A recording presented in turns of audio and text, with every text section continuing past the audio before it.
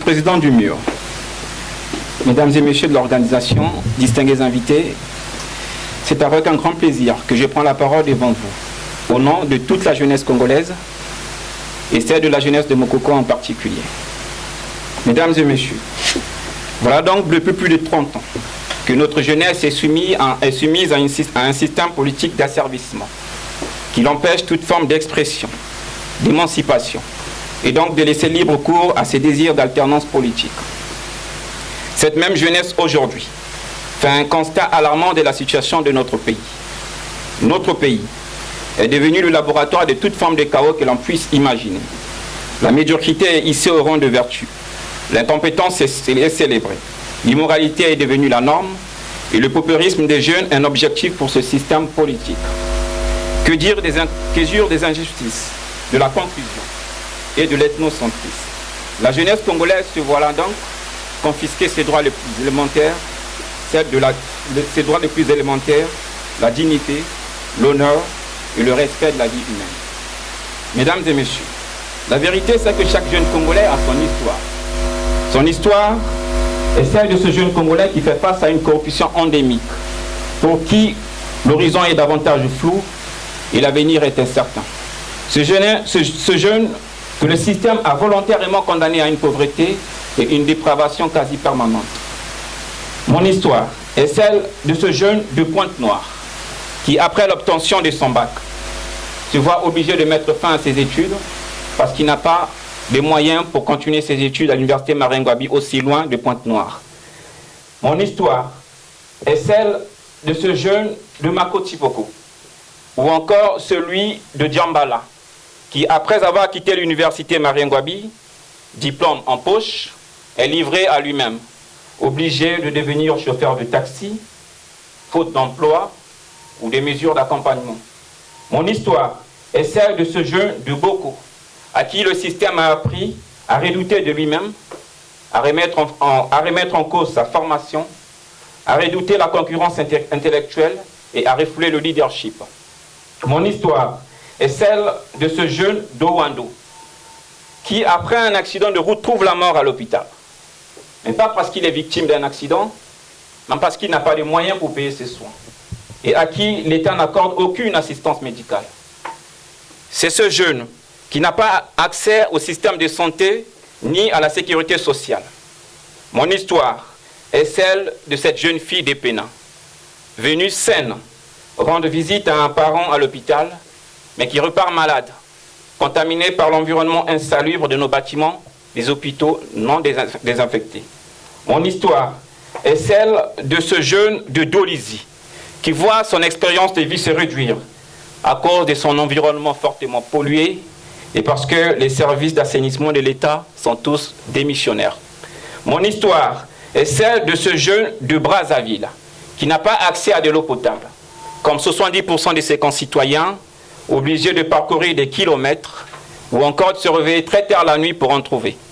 Mon histoire est celle de ce jeune de Wesso, obligé de se bourrer la gueule quotidiennement avec du kelewele pour faire face à son désœuvrement.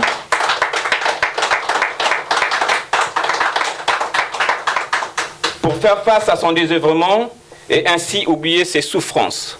Mon histoire est celle de ce jeune de Nkaï, qui ne peut pas convenablement étudier parce qu'il n'a pas accès à l'électricité, comme 78% de ses concitoyens. L'État vétuste et dégradé du système éducatif ont subi tout aussi une double peine, lorsque seuls 10% des candidats inscrits au baccalauréat sont déclarés admissibles.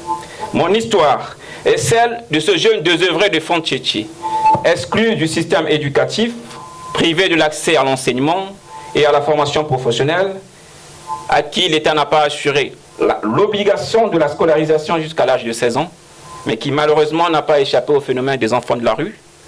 C'est aussi le cas de ses concitoyens, ceux de Mikalo, qui n'ont pas échappé au phénomène des bébés noirs. Mon histoire. Je fais d'ailleurs partir de ces jeunes de moins de 15 ans qui représentent 41% de la population congolaise.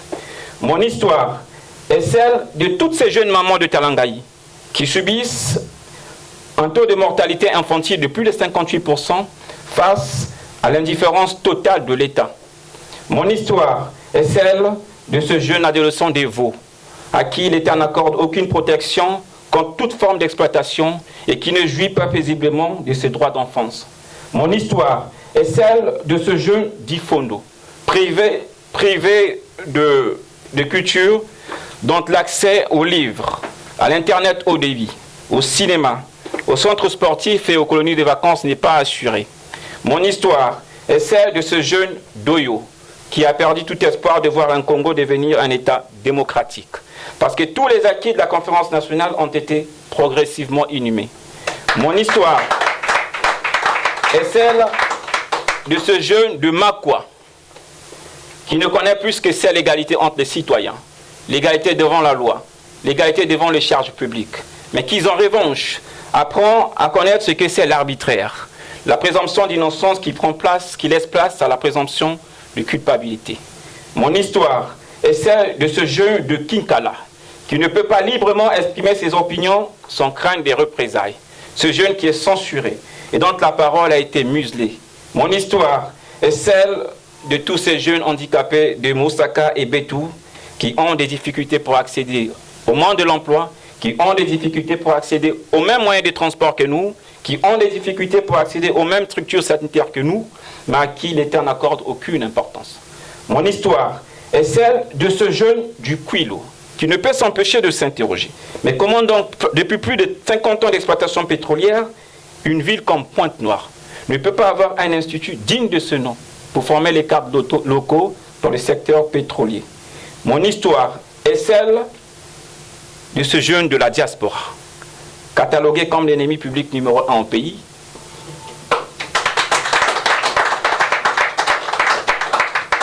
pour avoir dénoncé l'injustice. Ce jeune dont ses propres parents imputent la responsabilité de leur malheur au pays. Ce jeune qui n'a pas droit au passeport congolais. Ce jeune qui n'a pas droit aux démarches administratives de l'ambassade de son pays. Je suis ce jeune qui n'aura pas accès à l'élite dont le Congo s'est constitué, en pérennisant l'héritage politique de certains hommes à travers leurs fils. Je suis ce jeune dont la bonne moralité a été tronquée par la dureté des vies de mon pays. Mon histoire est par-dessus tout, mesdames et messieurs, celle de cette jeunesse dont la victoire a été volée suite aux élections présidentielles du 20 mars 2016. Mesdames et messieurs, au regard du diagnostic qui est dressé, il nous revient d'assurer la protection de la jeunesse, la refondation du système éducatif et universitaire, l'intégration socio-professionnelle des jeunes, la valorisation de la notion d'éthique et du patriotisme, ainsi que la santé pour tous jeunes. Mesdames et messieurs, chers camarades jeunes, le général Mokoko, en se livrant de sa propre volonté aux institutions judiciaires de son pays, a voulu nous donner, à nous jeunes, une leçon, celle de la tolérance. La tolérance. Bravant ainsi des risques encourus, il a incarné l'honneur du Congo, ses valeurs de justice, de la tolérance et d'humanité. Il pense peut-être avoir tout simplement traversé l'histoire, mais en réalité, il vient de le créer. Mesdames et messieurs, chers camarades jeunes, suite aux événements sombres que notre pays a récemment connus, résister devient l'expression d'une volonté nationale, celle de défendre ses droits imprescriptibles.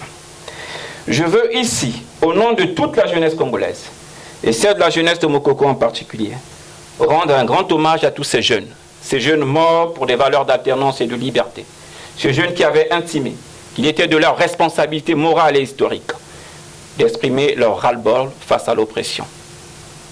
La mémoire de ces jeunes constitue dorénavant le socle de l'aspiration de toute la jeunesse congolaise à plus de liberté. Nos pensées vont droit aux familles de toutes ces victimes. L'histoire s'est bâtie de ces vies sacrifiées, de ces expériences de chair et de sang, celles de nos martyrs. Mesdames et messieurs, camarades jeunes, l'esprit de résistance est aussi la confiance dans l'avenir. Nos enfants, nos petits-enfants vivront heureux et libres que si nous nous posons des actes justes aujourd'hui. Ceci est un message d'espoir. Malgré les doutes, les hésitations, les difficultés, il faut toujours croire en l'avenir. Et c'est cet avenir que nous voulons construire aujourd'hui. Vous apporterez vous aussi votre pierre à l'édification de cette armature sociale et morale digne de notre pays. C'est ainsi que tout enfant du Congo s'en souviendra que de jeunes admirables ont conquis par leur soif de justice la liberté dont il jouira. À tous les prisonniers politiques au Congo, nous voulons vous dire, vous êtes nos héros, car ce que vous incarnez est invincible. Vous avez dit non, non à l'injustice, non à la fatalité, non à la soumission, non au déshonneur, non à tout ce qui rabaisse la personne humaine. Et ce non continuera d'être entendu des années après vos supplices. Au pouvoir de Brazzaville, nous demandons la libération inconditionnelle de tous les prisonniers politiques. Jeunes Congolais, résistants, soyons fiers, fiers de notre combat. Aimons le Congo sans haïr les autres. J'insiste, aimons le Congo sans haïr les autres. Aimons le Congo parce que c'est notre pays et nous n'en aurons pas un autre. Vive la jeunesse de Mokoko, vive le Congo libre, je vous remercie.